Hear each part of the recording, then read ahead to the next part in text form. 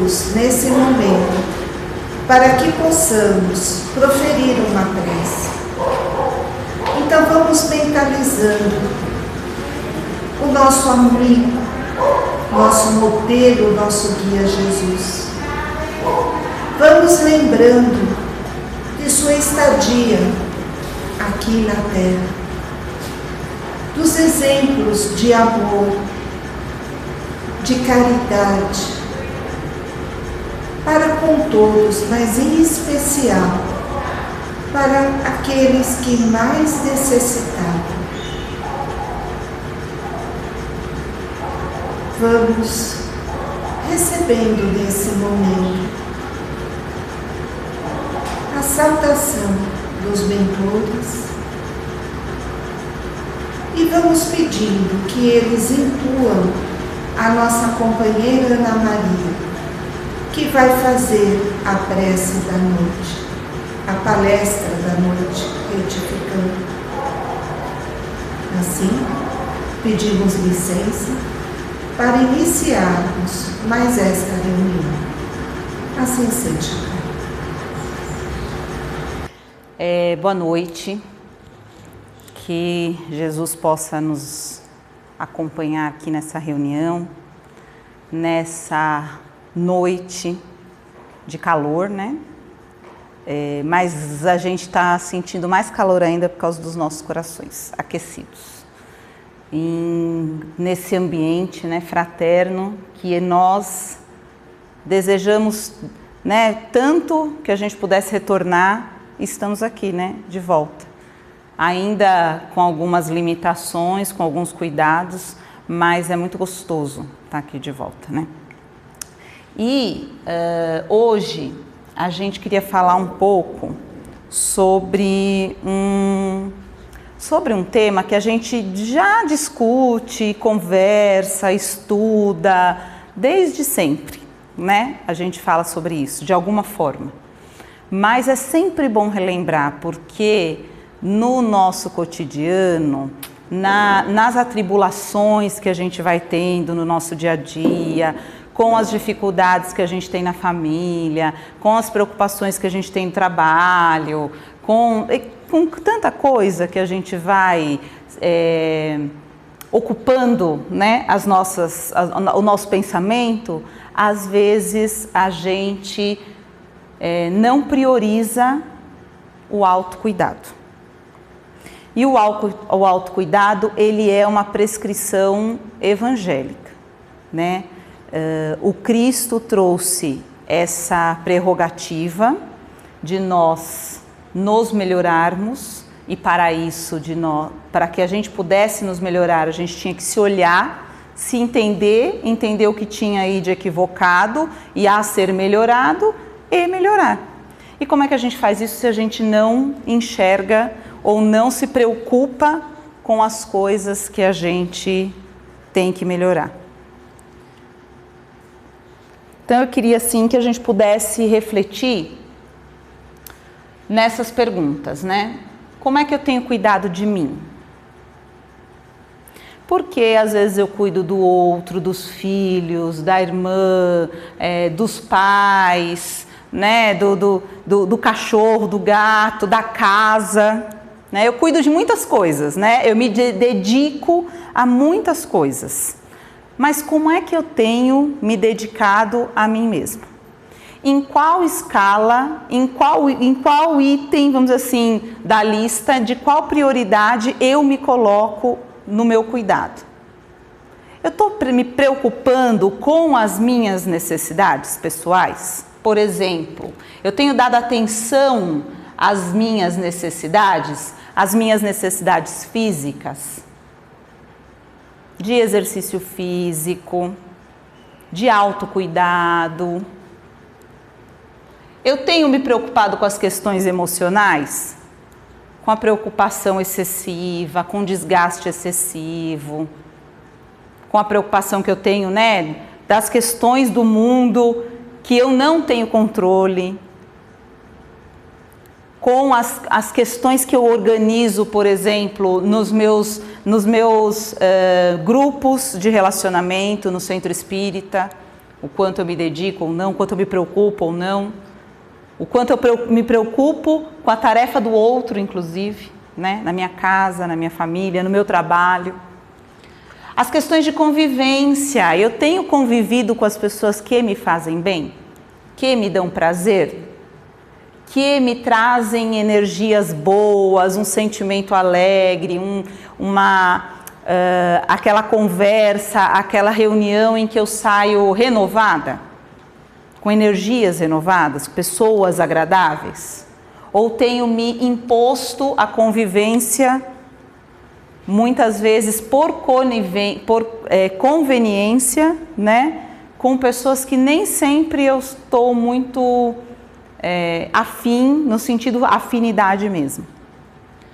Com as questões espirituais, tenho me dedicado às questões espirituais, para além de vir aqui na segunda-feira, ou o dia que a gente frequenta, para além disso, com o evangelho na minha casa, com a oração, com uma prece, com uma meditação, com a contemplação da vida ou das pequenas coisas, e que a gente consiga sentir gratidão em relação a isso.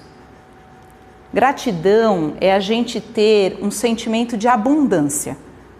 É eu sentir que aquilo que eu tenho, que me pertence no sentido de eu estar usufruindo, né? Não de ter, né? de ter de posse, mas de eu estar usufruindo, ser algo suficiente para o meu bem-estar. Então, óbvio que eu estou almejando melhores, né? Melhor, vamos dizer assim, um local melhor, seja físico, seja material, espiritual, porque essa é a lei da evolução, a gente vai sempre almejar um lugar melhor. Mas gratidão é estar grato, é entender que isso que eu tenho é o melhor que eu tenho agora, e o quanto eu sou grato por isso. Eu tenho me dedicado ou tenho dado atenção à minha necessidade de descanso, de me recuperar física e emocionalmente, de dormir, ou de, por exemplo, não fazer nada mesmo. Porque a gente faz nada, mas pega o celular e faz alguma coisa, faz nada, mas vai assistir alguma coisa. É fazer nada assim, relaxar, é ler um livro ou não ler nada, ou escutar uma música ou não escutar nada, é descansar.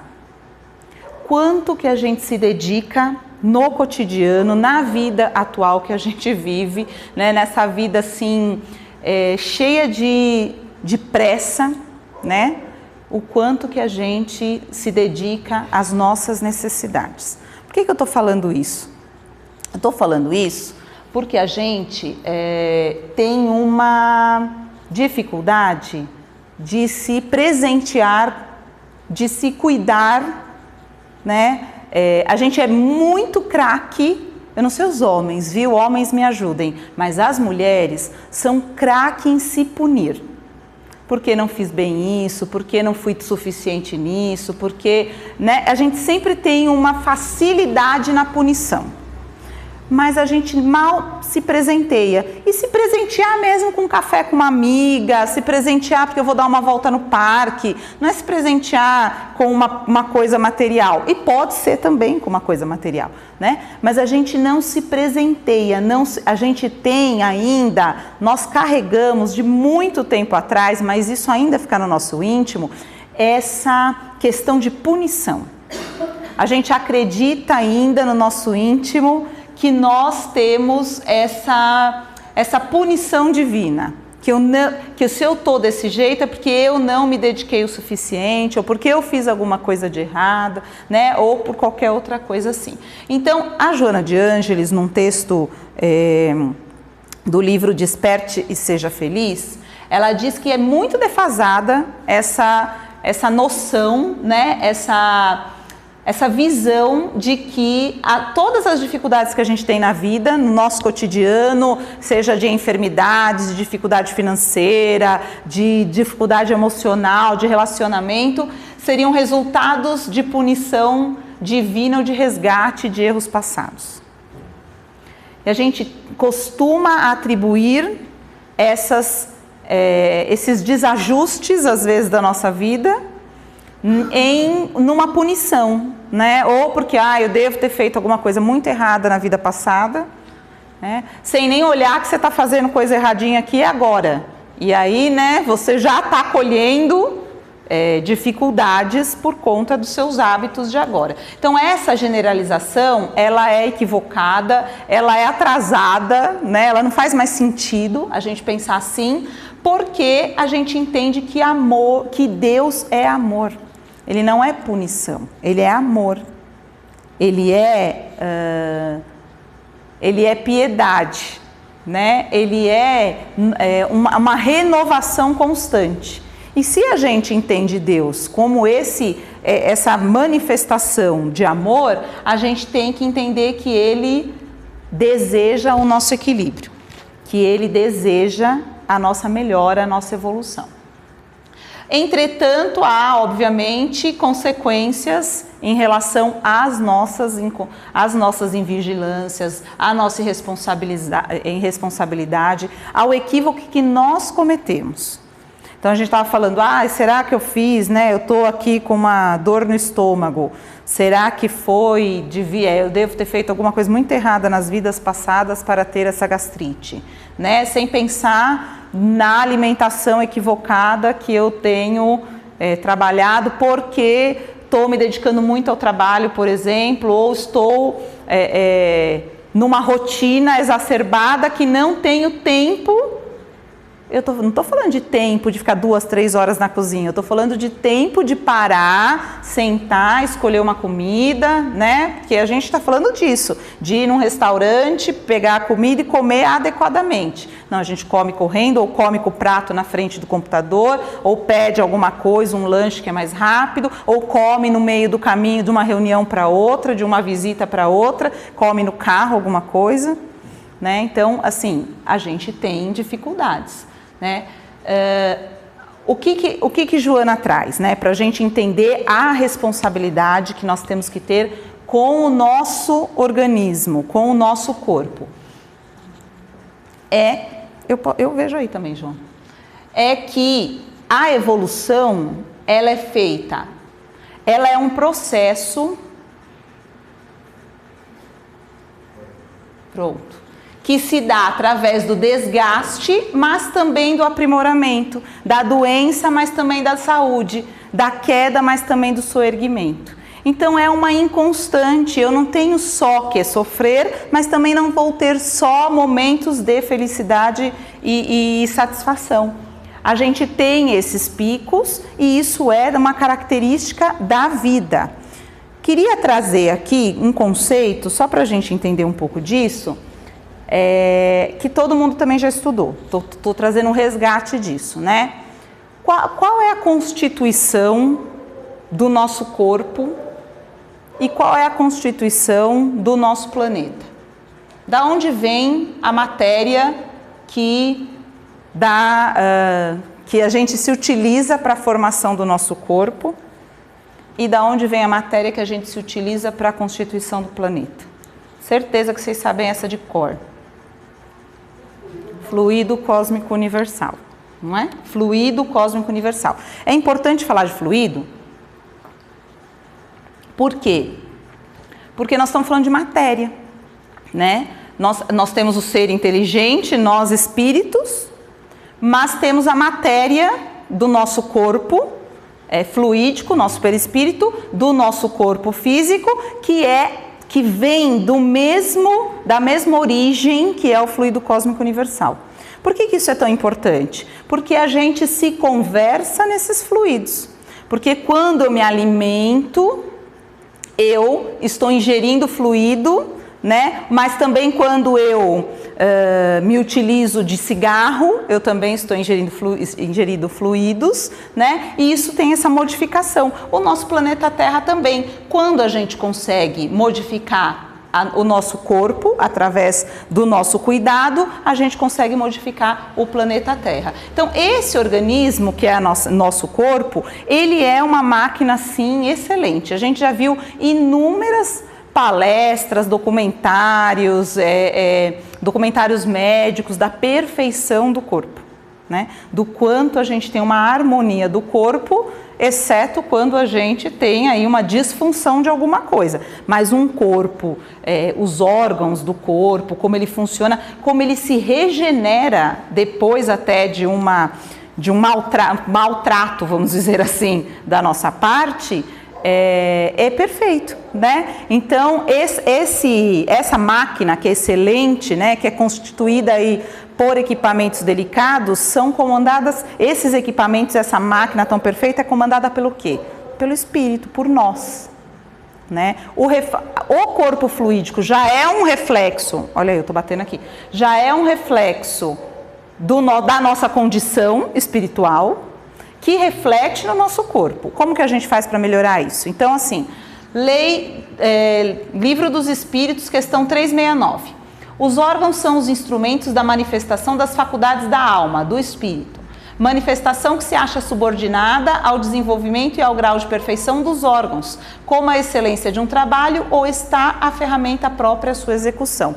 Como é que eu melhoro o meu corpo? Como é que eu melhoro a minha condição física, material, do meu fluido? Através da melhora do meu comandante, né? Do meu espírito. Através da melhora dos meus pensamentos, das minhas atitudes, da minha essência. Eu faço isso através dessa alteração, dessa melhora. Que é no que o nosso espírito influencia a constituição e a manutenção do nosso corpo.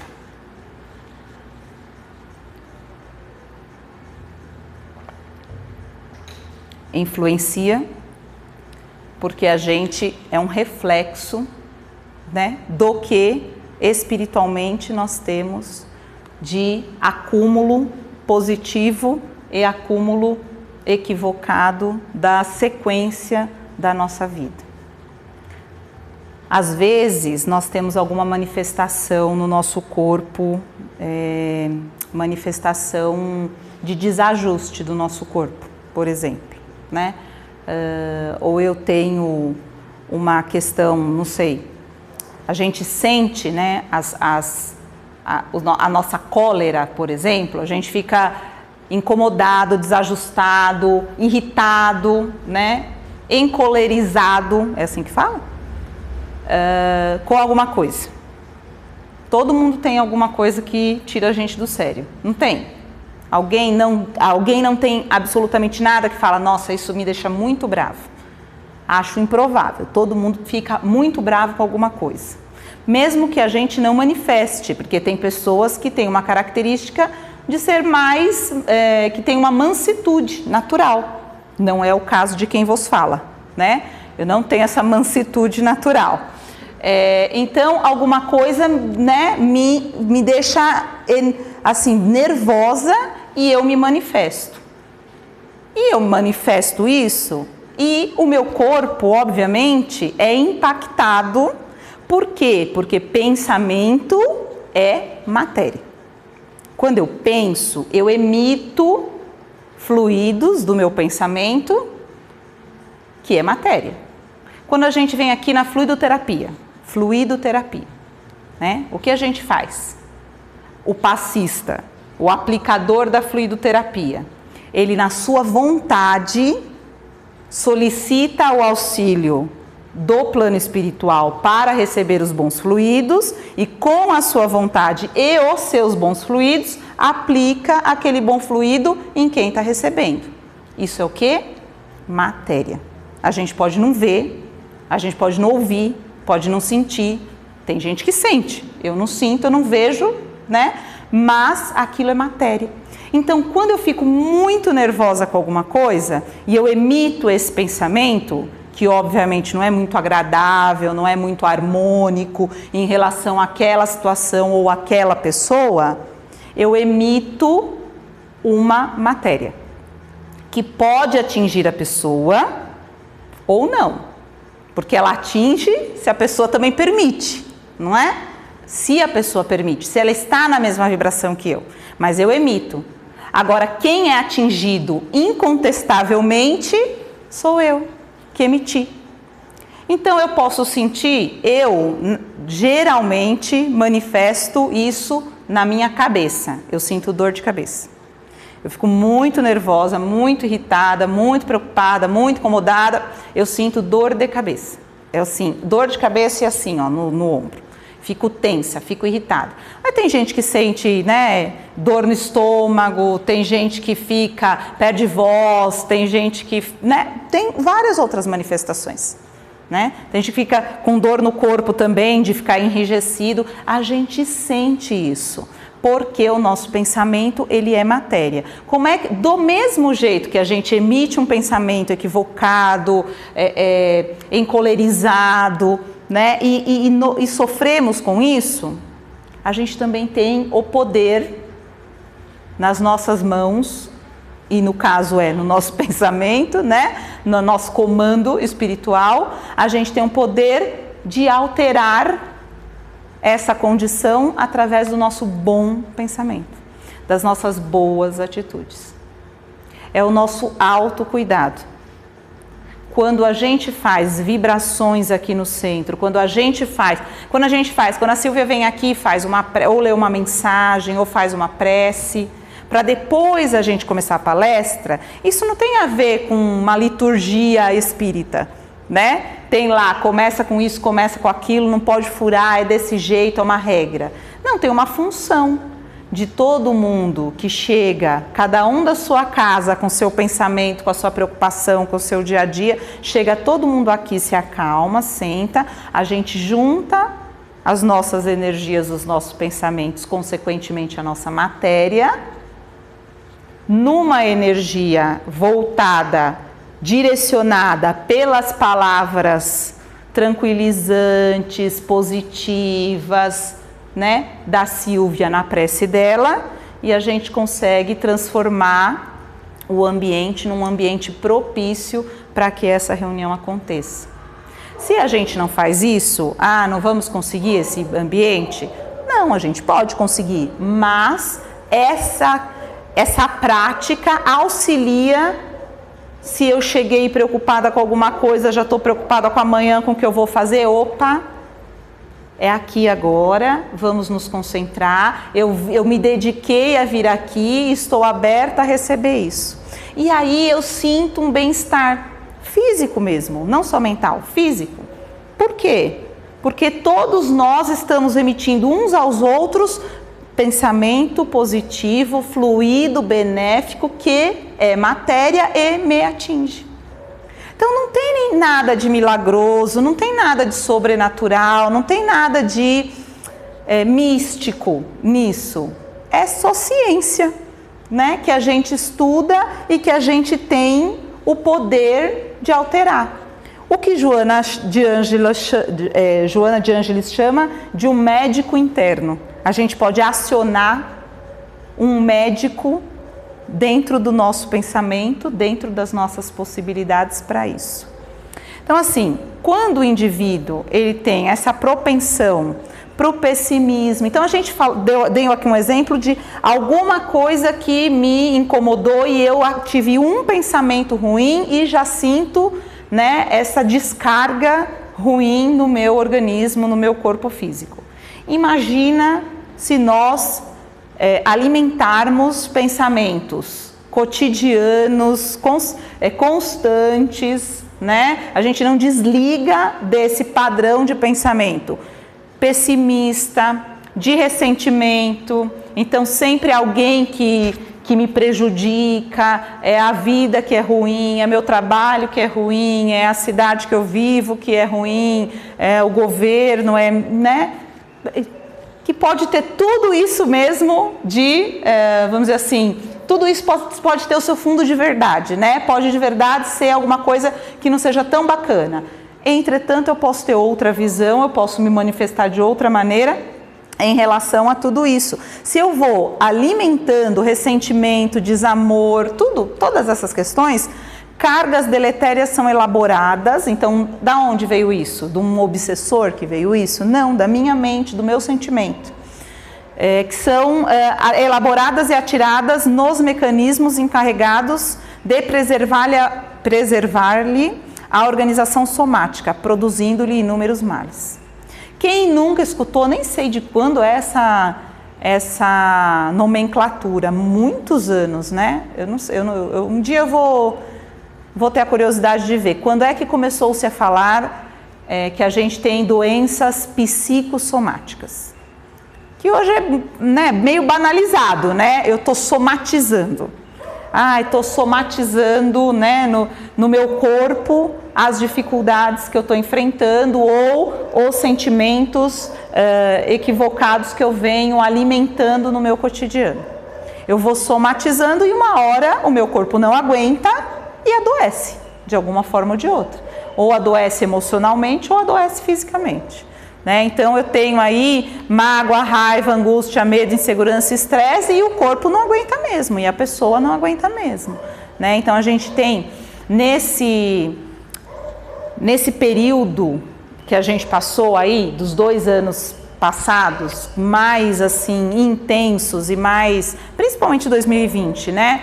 Mais intensos em relação ao isolamento, em relação aos receios, né, da pandemia, do vírus, desse isolamento, dessa preocupação, porque hoje a gente tem assim, nós não temos a gente tem uma equivocada percepção de que nós estamos com uma pandemia leve, não é isso, tá? Tem muita gente grave também que pega o vírus. É que como nós estamos aí numa vacinação, né, todo mundo vacinando ou muitas pessoas vacinando, né, completando a vacinação, a gente tem observado pessoas pegando, né, o vírus, contraindo a doença e tendo sintomas mais leves. O que é preocupante no sentido da gente minimizar o que a Silvia está falando, né, o cuidado, a gente dá uma relaxada. Então não pode, tem que ficar. Por que nós estamos percebendo isso? Porque antes a gente tinha uma contaminação, mas as pessoas se contaminavam e ficavam muito graves, né? Então era um medo muito grande de pegar a doença e ficar muito grave. Isso vai gerando o medo da doença em si, da questão clínica, e vai gerando todo um sentimento de pânico, de insegurança, né? Todo mundo trancado dentro de casa, a insegurança de não saber como fica trabalho, como fica escola, as crianças em casa, aquela loucura. A gente vê um 2020 assim, muito perturbador. E nós fomos confrontados com o nosso eu. O nosso eu. Por quê? Por mais que a gente tivesse atribulado com muitas atividades, mesmo dentro de casa, nós fomos confrontados com questões que a gente não foi até hoje. Né? Nós, assim, nossa geração, não teve uma epidemia tão impactante como a gente está tendo agora, né? Global. E a gente foi impactado com isso, então muita gente adoeceu emocionalmente. Muita gente adoeceu psicologicamente. E nós nos cuidamos, ou tentamos nos cuidar mesmo que à distância, nesse processo nos reunindo para as nossas reuniões, como falar isso, virtuais, né? Para que a gente pudesse manter ou minimizar o impacto desses pensamentos, que a maioria de nós teve em algum momento, né? A gente se deixou entregar em alguma situação por essa questão. Da mesma maneira que a gente tem as dificuldades de pensamento, as dificuldades de modificar esse pensamento que às vezes vai nos trazendo angústia, nós temos também um poder na mesma proporção, eu digo até maior, né?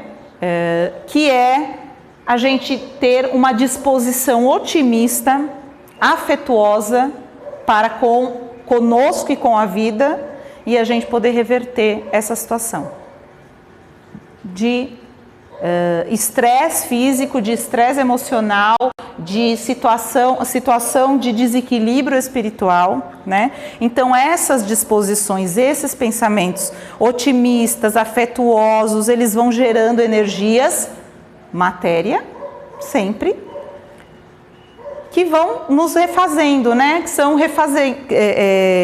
refazentes, energias refazentes, que recuperam os desarranjos momentâneos dos complexos órgãos que constituem a maquinária fisiológica.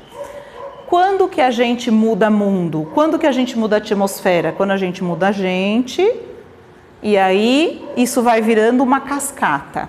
Por que a gente bate tanto na tecla do Evangelho do Lar? Porque no Evangelho do Lar a gente conversa, modifica pensamento, altera a atmosfera do nosso lar e isso vai se expandindo para o nosso bairro, para a nossa cidade, isso vai contaminando de maneira benéfica o nosso ao redor, né? Tanto da nossa casa quanto do nosso bairro, vamos dizer assim. Acho que todo mundo conhece esse filme, esse desenho, Divertidamente. É um desenho da Pixar, né? Acho que não sei de qual dessas grandes aí, né? Já faz um tempo esse filme. Adonai, assista, você não conhece, assista, chama Divertidamente. É um desenho que mostra a realidade de uma menina de uns 8, 9 anos mais ou menos, e ela muda de uma cidade para outra. E imagina, né, uma menina que muda de uns 9 anos de uma cidade para outra, que deixa sua escola, seus amigos, né, toda a situação, e geram vários conflitos e várias dificuldades emocionais nessa menina. E eles representam esse poder que a gente tem do nosso sentimento alterar o nosso organismo através dos sentimentos, que eles fazem uma representação mesmo lúdica de um painel da sala de controle do nosso cérebro. Então a gente tem aqui sentimentos de alegria, de medo, de tristeza, de nojo e de raiva. São as emoções básicas, né? E eles vão se manifestando, mas ao desenrolar do filme, ela vai mostrando o quanto que isso pode ser desastroso com uma pequena coisa que acontece, que a gente não cuida, e isso vai se alterando, emoções básicas nossas vão se alterando, né? E como que se resgata isso também, né? É interessante que no final mostra como que isso resgata, como que a gente pode, apesar de às vezes transitar por um local que vai nos levar a dificuldades, a tristeza, a decepções, como que a gente pode resgatar isso através das nossas emoções básicas também. Então é bem interessante. Por quê? Porque a mente representa o centro de controle que envia as mensagens mais diversas para todos os pontos da minha organização física, do meu corpo. Então, emoções produzem as descargas hormonais na corrente sanguínea, ocasionando sensações equivalentes ao tipo do agente desencadeador. Quando a gente tem contato com uma emoção positiva, né, seja ela como for, vamos pensar aqui, sem ser as crianças lá, todo mundo tem filhos aqui? Pensa na hora que nasceu o filho. Pensa assim, né? Na hora que a gente teve o contato com aquele ser, que é uma coisa indescritível, né? Essa sensação, seja para a mãe ou para o pai. Quando a gente pensa nisso, quando a gente vê uma foto de bebê, não é? Esses dias veio aí a lembrança, não sei do que, e vem aquelas fotos tão gostosinhas, né? Bochechudinho e tudo mais. Aquilo aquece o nosso coração, a gente tem uma descarga de endorfina, de um hormônio de prazer, de tranquilidade, agradável. Quando a gente tem esse pensamento, quando a gente tem a gente chama de memória afetiva, né? Que nos leva a um lugar que nós gostamos e que nós tivemos um prazer de vivenciar. Da mesma maneira, a gente também tem cargas negativas que também descarregam hormônios no nosso corpo que nos trazem um incômodo, né? Aquele hormônio do estresse, o cortisol, sabe quando a gente fica com cortisol elevado? Que a gente está muito estressado, muito cansado, muito irritado, porque nós estamos acumulando descargas de hormônios no nosso corpo que vai nos trazendo desconfortos. Então isso é uma questão, e quem que produz isso? Quando eu vejo uma foto né, pegando esse exemplo. Quando eu vejo uma foto do meu filho bebê, da minha filha bebê, e tenho essa descarga positiva, quem que produziu isso? A lembrança do meu espírito. Foi isso, foi o comando, o centro de comando da minha mente. Então, cargas positivas ou negativas, conforme a ordem mental, contribuem para a manutenção da saúde ou a piora da enfermidade. Por isso que por mais que a gente tenha dificuldades ou esteja apresentando uma enfermidade, né, ou dificuldade física, espiritual, emocional, quanto mais a gente se afunda nesse redemoinho da preocupação, mas a gente contribui para que essa preocupação ou que essa situação piore. A morte é inevitável e constitui bênção em relação à experiência física. Por que a gente fala isso? Porque a gente fala que quando a gente desencarna, todo mundo fica triste aqui, né? Mas o céu, né? No sentido figurado, o plano espiritual fica feliz. Porque a gente se despojou dessas dificuldades aqui terrenas, né? Então, é de fato uma bênção em relação às dificuldades que a gente vive aqui. No entanto, a forma como cada qual se comporta no corpo é que se torna essencial. É essa caminhada que me traz essa passagem mais tranquila, mais confortável, mais adequada. Joana então diz que dentro do corpo humano, não é dentro, em algum lugar, né, no órgão, né, faz uma ressonância magnética para ver onde está. É dentro de nós, na nossa potencialidade enquanto espíritos, nós temos um médico às ordens da mente, que o espírito encarnado comanda, aguardando a diretriz para agir corretamente. Nós temos a possibilidade de alterar condições físicas. E vamos lá, nenhuma apologia a não procurar um atendimento médico quando precisa, o atendimento psicológico quando precisa, o atendimento espiritual quando precisa, não é verdade? Nós temos para isso. Né? A medicina avança, a psicologia avança, né? Todas as ciências avançam para que a gente tenha mais possibilidade de se manifestar nesse mundo, né? A gente tem essa questão. Então não é não procurar, não é não buscar, mas é junto com isso me permitir modificar o meu pensamento. Já tem estudos, isso é consagrado há décadas já, estudos médicos que mostram a condição positiva, favorável de pessoas em tratamentos de doenças graves, quando essa pessoa tem alguma prática espiritual. Seja de qualquer religião, seja nenhuma religião, mas que tenha essa prática de renovação de pensamento, né? De não ficar no redemoinho da situação, da enfermidade, da dificuldade. Então, seja a prática de uma religião, ou a meditação, ou a espiritualização, essa prática traz benefícios para o tratamento físico. E nós estamos falando aqui, né?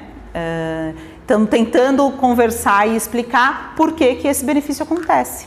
Né? Então, eles já comprovaram lá nos estudos, e a gente está falando, mas da nossa perspectiva da doutrina espírita, a explicação somos fluidos, né? Temos fluidos no nosso corpo, o nosso pensamento é fluídico. Então, se eu mudo a direção do meu pensamento, a qualidade do meu pensamento, eu altero a qualidade do fluido que melhora o meu corpo. Então, assim, não tem grandes segredos. O segredo é o quê? É fazer. O segredo é conseguir, né? Porque quando a gente está na dificuldade, quando a gente está no problema, quando a gente está na enfermidade, fazer essa alteração de padrão de pensamento não é tão tranquilo, né? Por isso que eu disse aqui no começo, todo mundo já escutou sobre isso, todo mundo sabe do que eu estou falando, todos nós. Não tem ninguém aqui que não escutou na evangelização isso, não é? Sobre o poder dessa alteração. Mas a gente precisa relembrar, Porque senão a gente vem ao centro espírita, recebe a fluidoterapia, mas não faz a manutenção do tratamento, né? Então, esse médico interior pode e deve ser orientado pelo pensamento seguro, pelas disposições do ânimo equilibrado, pela esperança de vitória, pela irrestrita fé em Deus e na oração, que estimulam todas as células para o desempenho correto da finalidade que lhes diz respeito. É uma célula saudável, né? É uma célula sem enfermidades. E a gente estava falando sobre isso, né? Sobre algumas enfermidades serem muito impactantes no nosso organismo, né? A alteração ser muito impactante. Então, então quer dizer que, sei lá, eu vou apresentar uma neoplasia, um câncer, e com o meu pensamento positivo eu vou alterar. Pode ser que sim, mas pode ser que não, né? Então, assim, não dá para dizer, com o pensamento positivo você tem a cura, não é isso. Mas eu posso minimizar o impacto, mas eu posso transcorrer o meu tratamento ou a necessidade que eu tenho que passar por aquela situação de uma maneira mais leve, mais tranquila, mais agradável, menos impactante emocionalmente. Então, enfermidades cruéis têm sido debeladas, distúrbios orgânicos de gravidade vêm recebendo valiosa contribuição para serem reequilibrados e não cessam os investimentos nas pesquisas para tornarem a existência física mais amena, agradável e enriquecedora. E a gente precisa fazer uso disso. Entretanto, né, apesar de toda essa iniciativa e esse esforço para que a gente tenha melhora física, né, no nosso organismo, a inferioridade moral, que ainda é característica da nossa faixa evolutiva, torna-se responsável pelo surgimento de novas doenças e dos mais perversos distúrbios nos complexos mecanismos do corpo somático. Então, por mais que a medicina arranje, né, consiga, descubra a cura de alguma coisa, nós, infelizmente, no nosso desequilíbrio emocional, na nossa inferioridade espiritual que ainda temos, a gente produz, né, com o nosso pensamento ainda muitos desarranjos. Quais são as nossas ferramentas para acionar, para despertar esse dispositivo do autocuidado, esse médico interno? O que a gente pode utilizar na prática?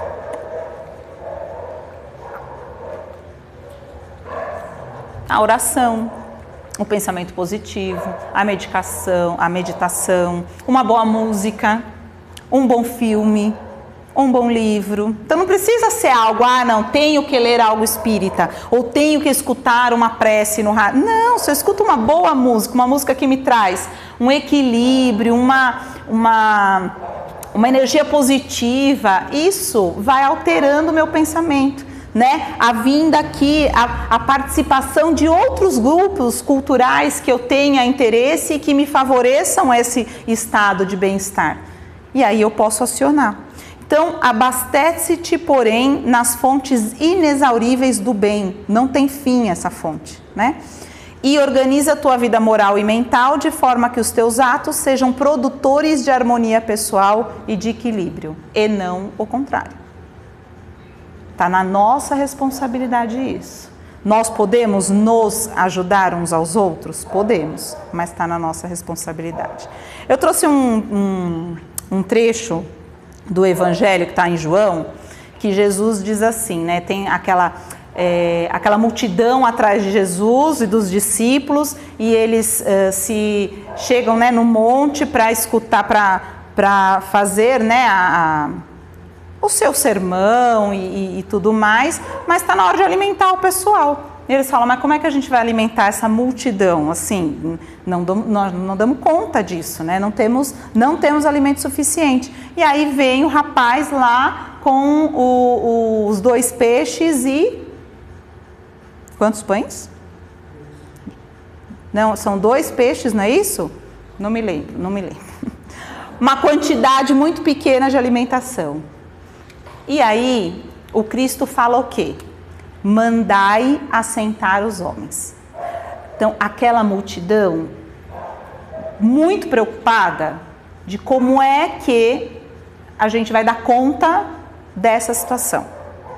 Quando Jesus manda mandar e assentar os homens, o que ele está dizendo aqui? Vocês se acalmem. Porque senão a gente não consegue pensar em nada. Eu não consigo nem auxiliar, né? E aí tem a multiplicação dos pães, né? Naquela situação. Mas o que a gente entende aqui, né? Nesse contexto que nós estamos colocando? Nós temos muita possibilidade de melhorar a nossa vida, de melhorar, né, o nosso entorno, de melhorar o nosso organismo. Mas se a gente tiver com a cabeça completamente atordoada com todas as coisas do cotidiano e da vida, nós não vamos escutar o conselho, a boa nova, a dica, né, do Cristo. Então ele nos manda: assentai, acalma, escuta, reflete que eu vou ajudar. Ele nunca nos falta, ele está sempre no comando. Quando a gente fala Jesus está no comando, é porque está mesmo. Mas se nós não paramos, não nos acalmamos para escutar o seu conselho, a gente não consegue se beneficiar disso. Então, nos assentar, né? Mandai assentar os homens.